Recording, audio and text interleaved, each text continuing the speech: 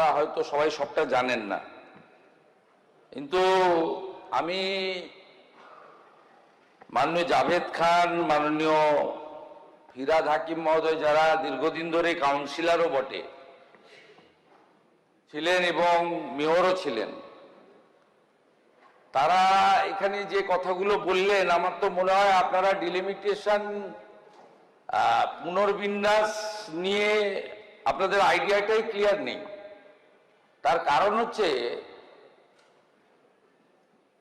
আমি college life থেকে student politics শুরু করেছি, কিন্তু ফার্স্ট আমি বড় ইলেকশনে জিতেছি 1995-এ ওয়ার্ডে, পৌরসভায়। তা আমি আপনাকে বলি, আজকে এই যে 209টা আনার যে প্রস্তাব মাননীয় মন্ত্রী এনেছেন, এটা ওয়ার্ড সংখ্যা বাড়ানোর জন্য।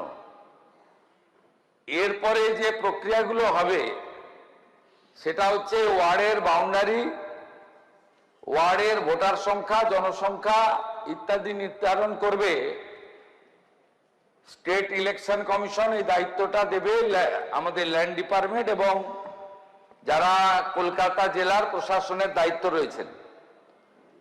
তারপরে তার একটা ড্রাফট নোটিফিকেশন হবে। সেই ড্রাফট নোটিফিকেশনে ন্যূনতম 7 দিন, 15 দিনও দেওয়া যেতে পারে, মানে দেওয়া হয় আর কি, practices, claim and objection from the common people, disposal হবে এবং 2টো অল পার্টি মিটিং ডাকতে হবে স্টেট ইলেকশন কমিশনকে, যার এখন চেয়ারম্যান হচ্ছেন আইএস কৃষ্ণা গুপ্তা। প্রথম ড্রাফট পাবলিকেশন যেদিন হচ্ছে তার আগের দিন একটা অল পার্টি মিটিং হবে, আর ফাইনাল পাবলিকেশন অফ দি যে ডিলিমিটেশন, তার আগে অল পার্টি মিটিং হবে।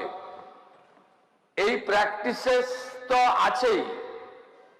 আজকে কেবলমাত্র 1980 সালের কলকাতা মিউনিসিপাল কর্পোরেশন যে আপনার আইন আছে, এর নিজস্ব আইন আছে কলকাতা কর্পোরেশনের, তার আসন সংখ্যা নির্ধারণের জন্যই আমরা আজকে এখানে এই 1 ঘন্টা ব্যাপী আলোচনাতে অংশগ্রহণ করলাম, যে 144-এর জায়গায় 209 করলাম। বাকি বিষয় স্টেট ইলেকশন কমিশন করবে, তার ড্রাফট বেরোবে, ক্লেম অ্যান্ড অবজেকশন দেওয়ার সুযোগ জনগণের থাকবে, 2টো অল পার্টি মিটিং হবে এবং তারপরে final publication of the list আপনার ওয়ার্ড বেরোবে। অতএব আপনারা এখানে যেভাবে বক্তব্য রেখেছেন, তাতে মনে হয়েছে যে সমস্ত নর্মস বিধিকে আমরা সরিয়ে টরিয়ে রেখে নিজেরা একটা মানচিত্র তৈরি করে আজকে এখানে পাস করালাম। এটা কিন্তু তা নয়। ধন্যবাদ মাননীয় মুখ্যমন্ত্রীকে।